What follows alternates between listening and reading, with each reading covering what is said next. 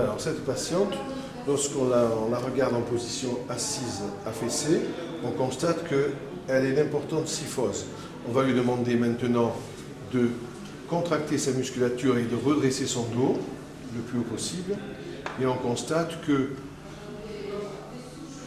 le sommet du crâne entre la position avachie et la position redressée a un différentiel de hauteur d'au moins une dizaine de centimètres, ce qui veut dire que cette patiente a vraiment un besoin important de faire travailler sa musculature profonde du dos de façon régulière, de façon à ce que, lorsqu'elle se laisse aller, elle s'effondre le moins possible.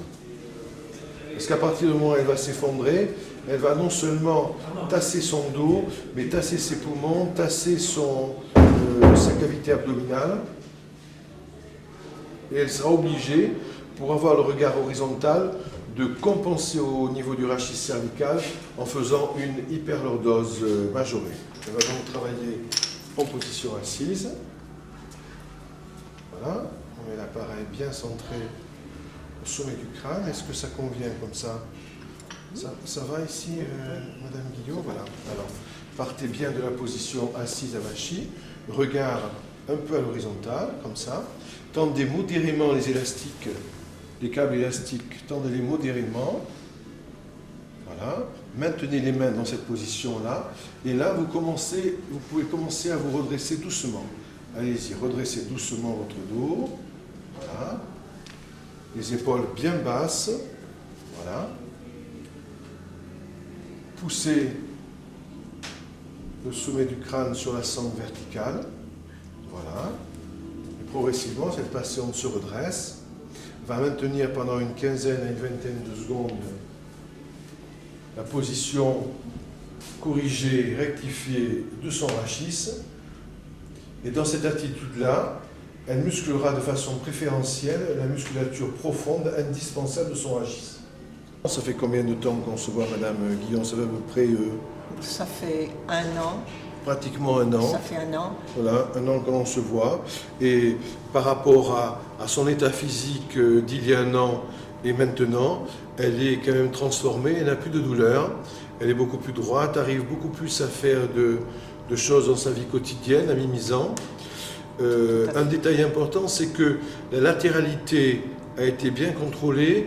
On a un peu plus de difficultés avec la kyphose parce que Madame Guillon étant décalcifiée, malheureusement les vertèbres dorsales sont trapézoïdales et dans ces conditions-là, il est difficile de récupérer la kyphose. Mais au point de vue tenue, c'est nettement mieux.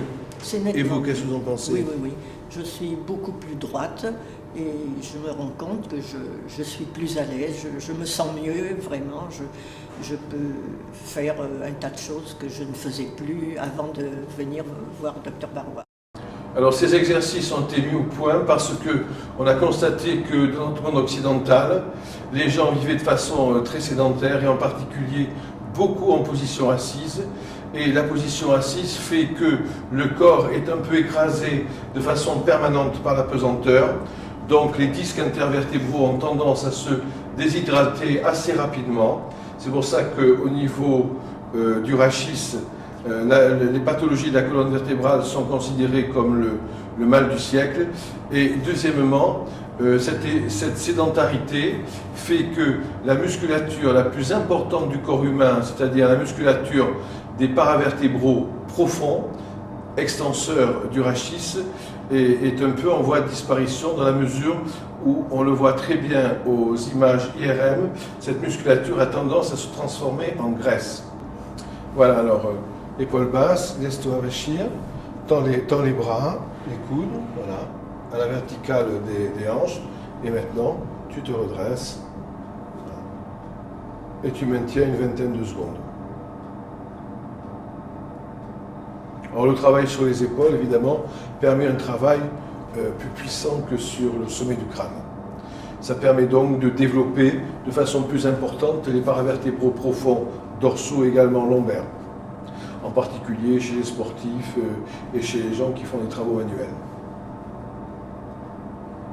Alors tous ces exercices évidemment sont basés sur le travail naturel que font les femmes africaines qui ont très peu mal au dos et qui ont une bonne statique vertébrale parce qu'elles portent sur la tête de lourdes charges. Donc on s'est basé sur leur travail pour concevoir ces deux appareils. Alors tu pars de la position avachi, voilà. Regard à l'horizontale, épaule basse. Tu tends tes bras progressivement maintenant à la hauteur de tes trochanternes, à la hauteur de tes hanches. Voilà. Tends les coudes, les poignets dans l'axe des avant-bras. Et maintenant tu laisses tes mains dans cette position-là et tu te redresses progressivement. Monte progressivement. Voilà. Pas trop haut, stop. Et tu maintiens comme ça pendant une trentaine de secondes. Menton légèrement rentré. Maintenant, tu peux redescendre doucement. Voilà. Très bien, détends tes bras. Relâche un peu l'exercice. Et le deuxième exercice que tu feras en position assise, c'est un exercice d'assouplissement, c'est-à-dire que c'est la même chose que tu reproduis, mais au lieu de tenir 20 à 30 secondes en position haute, tu montes et tu descends régulièrement de façon à assouplir dans le sens vertical les articulations vertébrales. Alors vas-y, tu retends tes bras, épaules basses, tends les coudes, les mains dans l'axe des avant-bras, maintenant monte.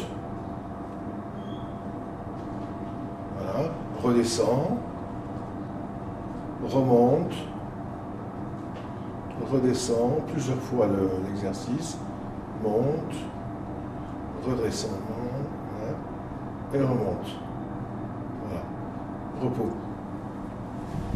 Voilà, donc cette deuxième partie de l'exercice, c'est un exercice d'assouplissement. On peut également faire, au lieu de faire un travail, comme dans le premier temps, un travail musculaire statique, on peut faire un travail musculaire dynamique. C'est un petit peu le travail de l'assouplissement, mais l'assouplissement, on monte assez haut et on redescend, alors qu'au niveau du travail musculaire dynamique, eh ben, on monte un petit peu moins haut et on fait cette série de montées-descentes. Voilà la première partie de l'exercice, position assise.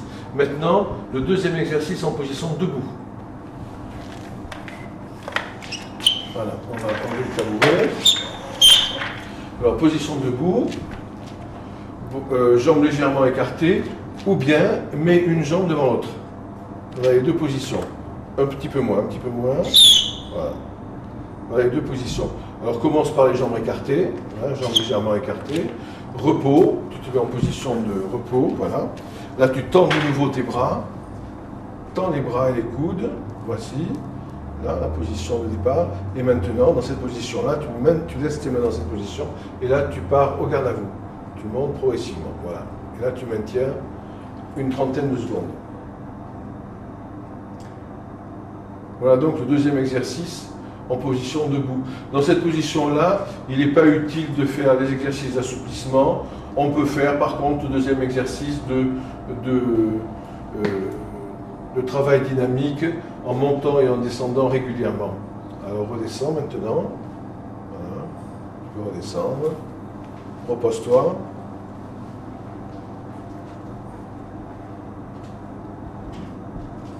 Alors retends les bras maintenant. Voilà. Tends les bras, les coudes, poignets, épaules basses. Et là tu montes et tu descends. Plusieurs fois. Monte, redescends.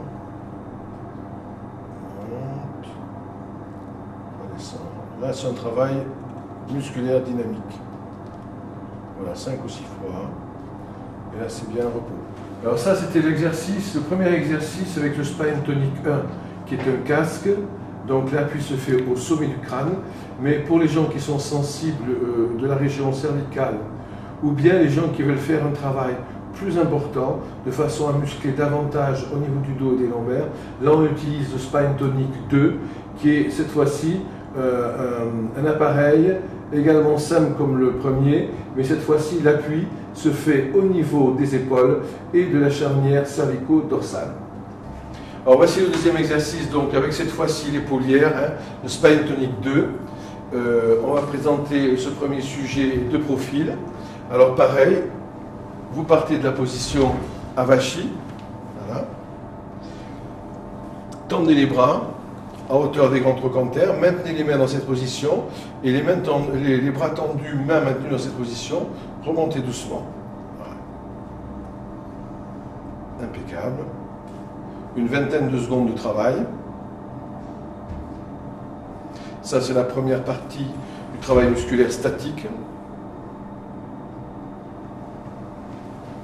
Vous pouvez redescendre maintenant. La deuxième partie, ça va être un travail musculaire dynamique. On retend les bras. Voilà, on maintient les mains dans cette position. Et de nouveau, on monte et on descend. On monte. On descend.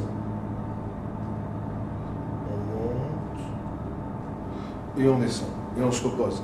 Alors, cette deuxième partie, ça peut à la fois faire un travail musculaire dynamique et un travail d'assouplissement également des articulations vertébrales. Parce que, en ce qui concerne l'assouplissement des articulations vertébrales, on a l'habitude en général de faire des mouvements en position de syphose du rachis, mais on oublie souvent ce mouvement d'extension des vertèbres les unes sur les autres, du fait que notre corps est en général écrasé par la pesanteur. Et bien le mouvement d'assouplissement consiste justement à écarter les vertèbres les unes des autres par ce mouvement d'auto-agrandissement contre résistance. Cette fois-ci, tu peux faire, si tu veux, soit les jambes écartées, soit une devant l'autre, très bien. Tu repars, position avachi, tu tends les bras, la verticale des grands trochantères, et là de nouveau, bah, tu remontes. Et tu tiens une vingtaine de secondes. Alors cet exercice-là, on peut le faire donc en position statique, mais maintenant tu vas maintenir et tu marches. Maintenant, on peut le faire en marchant. Voilà. Reviens à la position de départ. Voilà, arrête-toi. Et puis, de nouveau, tu redescends. Tu peux le faire également de cette façon-là en dynamique. Tu montes, tu descends en alternance. Voilà. On monte, on redescend. On monte, on redescend. Alors comme vous pouvez le voir, c'est un excellent exercice d'ouverture de la cage thoracique sans avoir besoin d'utiliser la respiration. Mais il est évident qu'au cours de ces exercices, on peut utiliser la respiration, en particulier la respiration abdominale, en demandant au sujet, au cours de l'exercice, d'inspirer et de souffler en rentrant le ventre. Ça fera un excellent travail des abdominaux avec une tonification de la paroi abdominale, en particulier sur le muscle le plus profond, sur le transverse. Alors cette jeune fille travaille également avec le spine tonic dans une position dite de gymnastique posturale globale. En particulier, il s'agit de la méthode Mézières. Et cette méthode Mézières, on peut accentuer son bienfait en utilisant donc le spine tonic de façon à obtenir un agrandissement, un auto-agrandissement encore plus important de la colonne vertébrale. Alors cet exercice aussi chez les mésiéristes peut être fait en préalable aux mises en posture. Ça permet de développer la musculature profonde du rachis de façon à ce que les deux exercices qui sont relativement durs, spécifiques de cette méthode, soient le mieux tenus possible. Voilà. Laisse bien tes épaules, pousse le sommet du crâne, ramène les pointes de pied vers toi, voilà, et maintiens-toi en auto-agrandissement. Tu peux respirer aussi avec l'abdomen et le diaphragme.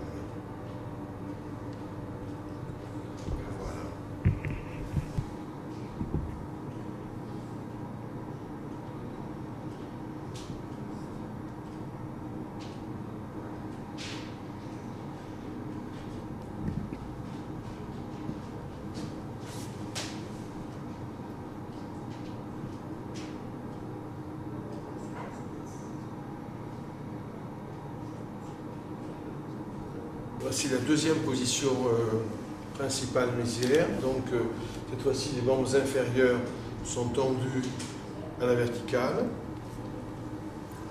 Cette patiente donc se met en auto-allongement et pousse sur les câbles élastiques par l'intermédiaire des poignets. Et donc fait travailler encore davantage en renforcement la musculature profonde du rachis. Voilà donc un autre exemple de possibilité de travail sous spine tonique. Voilà, très bien, tu peux te reposer, ça va. On te remercie.